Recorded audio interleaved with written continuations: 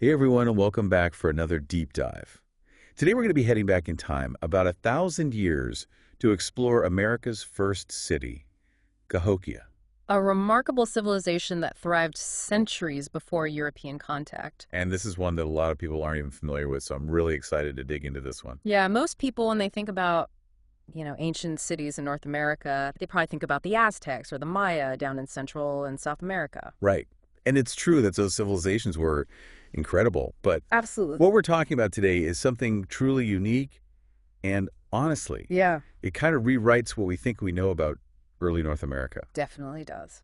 So where do we even begin with a city as grand as Cahokia? Well, let's start with the basics. Okay. Cahokia was a part of what we call the Mississippian culture, which flourished from about 900 AD to 1350 AD. So we're talking Cahokia centuries before Columbus even set sail. Exactly, centuries before European contact. Cahokia hit its peak around 1050 AD, and it's located in a place that we now call the American Bottom. Okay, American Bottom. I gotta say, It's not the that most... doesn't sound like the most glamorous name. No, it doesn't really evoke images of a sophisticated civilization, does it? No, not really. The name is more about who claimed the land later, not the people who actually lived there, Uh-oh. Before the U.S. was established, European powers like the French and the English had settlements in the area. Right. And someone somewhere along the line decided to call this side of the Mississippi River floodplain American to differentiate it from, I see. the French side. So it's like a Progonomial. leftover name. Exactly. It's a vestige of colonialism, not a reflection of the indigenous people who actually built this incredible city. Gotcha. Okay, so, But back to Cahokia itself, yes. it was strategically built on an incredibly fertile floodplain. Okay. Think of it kind of like the Nile Valley of North America. Oh, wow. With these annual floods replenishing the soil and allowing for just incredible agricultural abundance. Okay, so they had a lot of food then because of the flooding. They did. It was really a key to their success. Cool. So they're, And speaking of food, yeah. they had a surprisingly diverse and sophisticated agricultural system. Oh, really? I always just picture corn. Yeah, corn was a staple for sure, but they also cultivated a variety of local plants, some of which we now consider weeds, Weeds. like amaranth and sumpweed. Okay. These were actually really nutritious and resilient food sources that were perfectly adapted to the region. Interesting. Of course, they also grew corn, squash, pumpkins, the classic trio, Yeah. and they took full advantage of the rivers as well, fishing and hunting waterfowl. So a very well-rounded diet. A very balanced diet. That's pretty cool. It's pretty amazing. Not what I pictured when I pictured, pre-colonial America. It challenges our assumptions, doesn't it? It does for sure. There we go. All right, so we talked about the food. Right. What about the city itself? Well, let's talk about that layout. Okay. So imagine you're approaching Cahokia after days of walking through these cleared forests, encountering scattered farmsteads and small villages along the way. Okay, yeah. And as you get closer, you reach this dramatic drop-off, a 100-foot escarpment Whoa. leading down into the floodplain, and here you might start to see burial mounds, Oh, stark reminders of the cycle of life and death that permeated their culture. wow. You're really painting a vivid picture here. Then finally, Cahokia emerges from the haze. Uh-huh. Smoke plumes are rising into the air from countless cooking fires, Well, music carried on the wind, hinting at the vibrancy of life within. Okay. And dominating the horizon are these colossal earthen mounds. Oh, wow. So they're big. They're huge, almost like mountains rising from the flat plains. Wow. And these mounds, they weren't just random piles of dirt. No. No, these were carefully engineered platforms, Okay. built layer upon layer of earth and rock. So Think of them as like the skyscrapers of their time. wow. They supported these massive structures, temples reaching towards the sky, elite residences overlooking the plaza storehouses, brimming with the city's wealth. So almost like the Mayan pyramids. Exactly. But with dirt. Similar concept, different materials. Okay. And at its peak, Cahokia had over 200 mounds. 200. And you're right about their astronomical significance. Okay. The entire city, including the placement of the mounds, was aligned with celestial bodies. Oh, wow. The Milky Way, the sun, the moon. Hmm. In fact, the city's central axis aligns perfectly with the solstices, No way. demonstrating their advanced astronomical knowledge. That's incredible. So it wasn't just a city. It was It's a giant astronomical calendar. Wow. a physical manifestation of their beliefs about the cosmos. It makes you wonder how they figured all that out. It really does. It speaks to their sophisticated observation skills and the importance of the cosmos in their lives. Yeah. And all of this was buzzing with activity, with the population estimated to be around 15,000 to 20,000 people at its peak. Wow. That's a lot of people for back then. It is a lot of people, yeah. And you said that's at its peak, so That's just within the city itself, there's more. with thousands more living in the surrounding farming communities. Wow, so this was like a... It was a major urban center. Wow, so what was... Like the layout. I mean, how did they... There's evidence of some really sophisticated urban planning. Oh, really? Yeah, think of this vast 50-acre plaza, Wow. larger than many Mayan city plazas, Really? surrounded by these monumental mounds. Okay. There's also evidence of a planned street grid Wow. and a complex system of roadways connecting the city to its surrounding settlements. So they really had it? They were planners. Yeah. They had it figured out. So if they're such good planners and they're building these mounds and everything, why no walls around the city? That's a great question. And, for the first 150 years or so, Cahokia was a city without walls. so they didn't need to protect themselves. Well, it suggests a period of relative peace and stability. Huh. It was likely too large to effectively enclose anyway, and more importantly, it seems that there simply wasn't a need for fortifications. Wow, so no warring factions, no It seemed rival cities that were going to attack? not at that time, no. Wow, it just almost sounds utopian in a way. It does suggest a period of unprecedented peace and prosperity. Wow, but things changed, right? Of course, as we know, nothing lasts forever. Yeah. Things began to change around 1150 AD, Okay. as evidenced by the construction of a massive wall around the city. A wall. So something must have happened. A clear sign that Cahokia's peaceful era was coming to an end. What prompted that? Like, what was the big change? That's a question that archaeologists are still piecing together, but there are a number of factors that likely contributed to this change. Yeah, okay. We see evidence of increasing conflict, possibly with rival groups who were themselves influenced by Cahokia's success and now vying for control. So, like, they see how great Cahokia is, and they want a piece of it. Exactly. And on top of that, there were major environmental changes happening around this time. Oh, yeah, the outline mentioned the medieval warm period. Right. The medieval warm period was a period of unusually warm temperatures in the North Atlantic region that lasted from about 950 to 1250 AD. Okay. Now, this warm period coincided with Cahokia's rise and provided those ideal conditions for agriculture.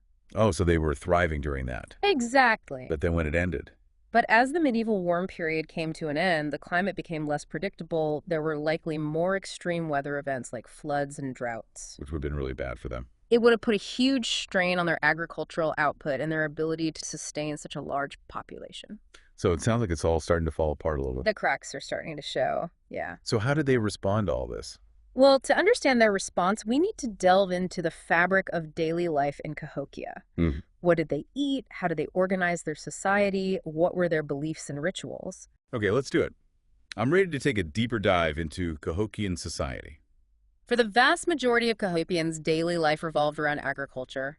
Remember, about 90% of the population were farmers tending their fields and gardens to ensure the city's food supply. But it wasn't just about sustenance. Their agricultural practices were intricately woven into their beliefs and rituals, reflecting a deep respect for the land and its bounty. So even in their daily routines, there was this connection to the cosmic order that we talked about earlier. Absolutely. And speaking of rituals, let's not forget the festivals. Oh yeah, the festivals. These were grand occasions dictated by the celestial calendar and overseen by the priests, who held a position of considerable authority in Cahokian society. I can only imagine what a Cahokian festival would have been like. Picture this, it's a warm summer day, and you're amidst a throng of thousands gathered in that vast central plaza we talked about earlier. The air is thick with the smell of cooking fires, and the sound of music and laughter just fills the air.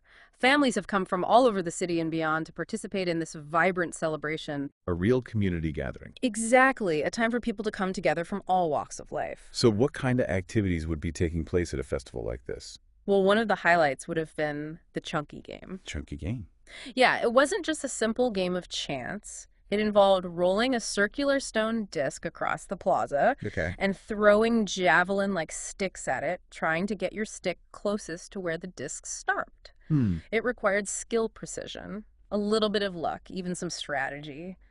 Imagine the cheers and groans of the crowd as players competed for bragging rights. Sounds kind of intense for a game. Well, games like Chunky offer a fascinating window into a culture's values and social dynamics. Okay. Some scholars believe that the Chunky game might have had ritualistic significance, perhaps even connected to their understanding of the cosmos and the balance between order and chaos. Interesting. The circular disc could symbolize the sun or the moon, Okay. and the player's attempts to hit the target could represent their efforts to align themselves with that celestial order. That's pretty deep for a game. It adds a whole other layer of meaning to what might seem like a simple game at first glance. Right. And I can't imagine a festival without food. So what would a Cahokian feast have looked like? Feasting was a central part of these gatherings. Archaeologists have unearthed a huge rubbish pit filled with broken pots and food remains. A rubbish pit. Suggesting a communal feast of epic proportions, it's likely families contributed to this massive potluck-style meal, sharing their bounty and strengthening those community bonds. So they knew how to have a good time. They did. They certainly knew how to celebrate. So we've been talking about life in the city, but did Cahokia's influence extend to the surrounding areas? Absolutely. Evidence of Cahokian influence has been found in sites as far away as Minnesota, Wisconsin, and Louisiana. Wow, that's pretty far. This suggests extensive trade networks, cultural exchange, and possibly even religious pilgrimages. So they weren't just isolated, they were connected to a larger world. Precisely. And one of the most intriguing examples of this influence is the Woodhenge. Woodhenge. Like Where- Stonehenge. While it shares a circular design with Stonehenge, the Woodhenge served a different but equally important purpose. It was a massive solar and lunar calendar, Oh, wow. allowing the priests to track the solstices and equinoxes as well as the lunar phases.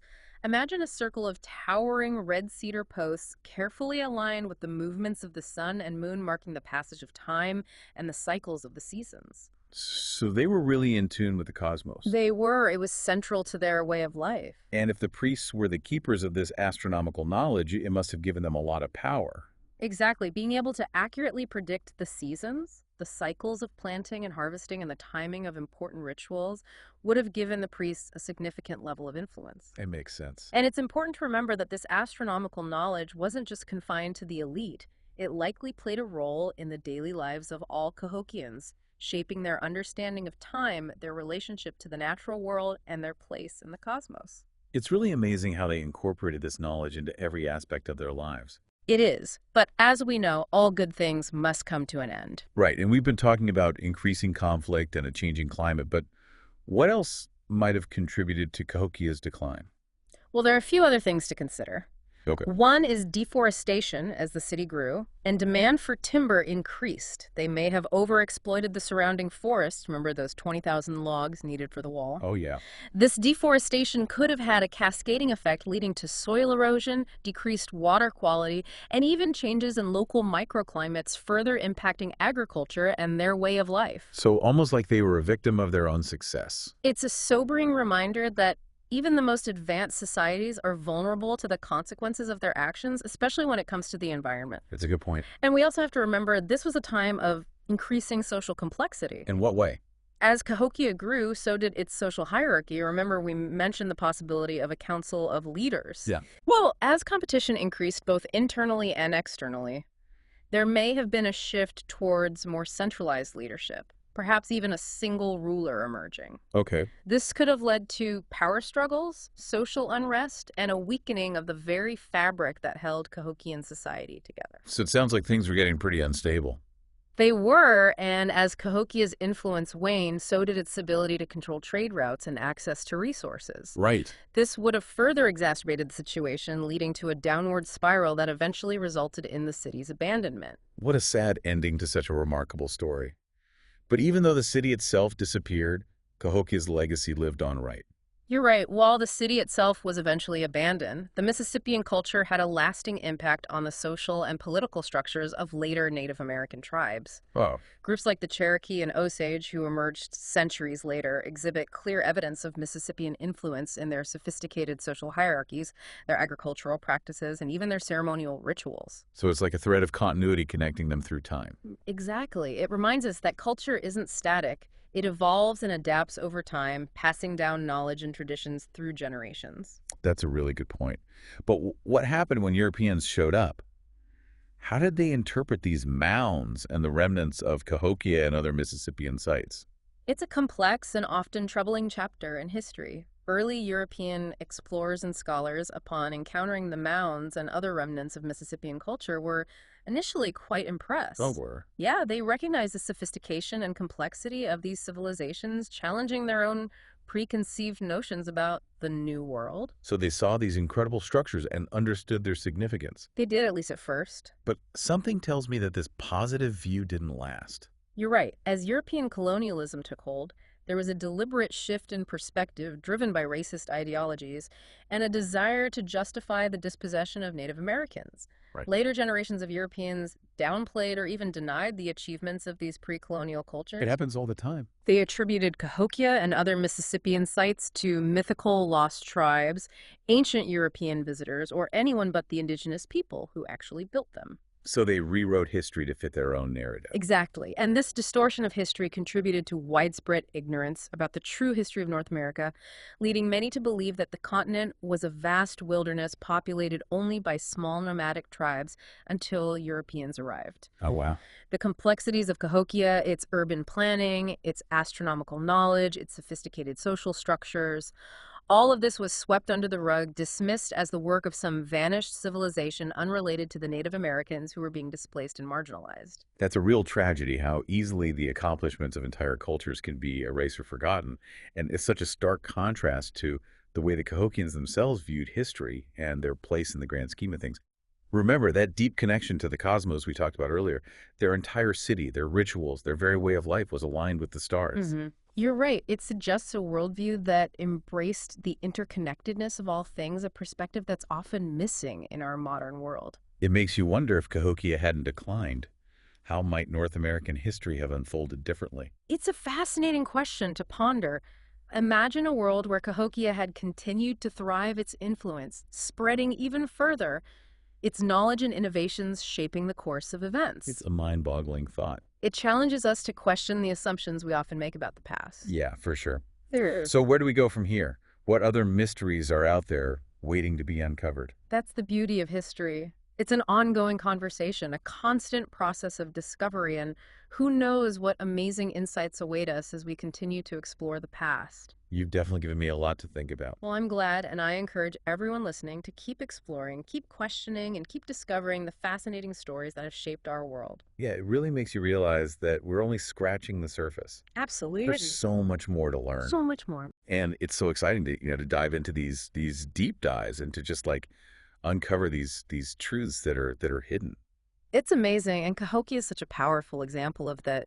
It challenges our assumptions, sparks our curiosity, Yeah. and invites us to reconsider the stories we tell ourselves about the past. Yeah, for sure. Speaking of reconsidering stories, I can't help but think about those mound builders that we were talking about. Right. Were they all a part of this Mississippian culture, or is there like a bigger story to be told there? That's a great question. Mound building as the practice actually has a much longer and more widespread history in North America, Oh, really? dating back thousands of years. Wow. And spanning this vast geographic area, we see evidence of mound building from the Great Lakes region all the way down to the Gulf Coast, Okay. and from the Atlantic coast to the Great Plains. So it's not just a Cahokian thing. It's not just a Mississippian thing, no. It's like It's a much deeper a whole different. and more diverse tradition, Yeah. with roots that stretch far beyond Cahokia. So all these mounds that are scattered around the country, are they telling like all different kinds of stories? Exactly. Those mounds scattered across the landscape, they tell a multitude of stories reflecting the diverse beliefs, practices, and cultural expressions Yeah. of the people who built them over millennia. Wow. It's a tapestry of human history woven into the very landscape of North America. It sounds like we need a whole other deep dive to We could do a whole series to even like begin to on mound builders. scratch the surface. Yeah. Yeah. But for now, let's wrap up our exploration of Cahokia. Any final thoughts before we? As you go about your day, Yeah. I encourage you to carry a piece of Cahokia with you. Okay. Remember this lost city that Yeah. challenges our assumptions about history It definitely did that. and reminds us of the ingenuity, the resilience, and the deep connection to the cosmos that characterized so many pre-colonial cultures. It's a powerful message, and it leaves me wondering what other hidden histories are out there waiting to be uncovered. That's the beauty of history, isn't it? It's an ongoing conversation, a constant process of discovery. Yeah, and I feel like the more we dig, the more we realize we don't know. Exactly. There's always something new to learn. Yeah, and maybe, listening to this, someone will be inspired to go visit Cahokia themselves and experience the power of this lost city firsthand. That's a great idea. Imagine standing among those ancient mounds, Yeah. feeling the echoes of a civilization that thrived centuries ago. Yeah, what a powerful. As you stand there, gazing out over that vast floodplain, remember the people who built this incredible civilization. Yeah. Remember their ingenuity, their resilience, and their deep connection to the cosmos. Yeah, it reminds us that we're all a part of something much bigger, Absolutely. something that connects us A all. story that spans millennia, Yeah. connects us to generations past, present, and future. And it's a story that's still being written. A story that's still being written. I love that. So keep exploring, keep learning, and keep diving deep into the mysteries of the past. Well said on that note. Let's wrap up this deep dive into Cahokia, a city that continues to captivate and inspire us. It's a reminder of the enduring power of human ingenuity and the importance of preserving our shared history. Until next time, intrepid listeners, keep those minds curious and those imaginations firing.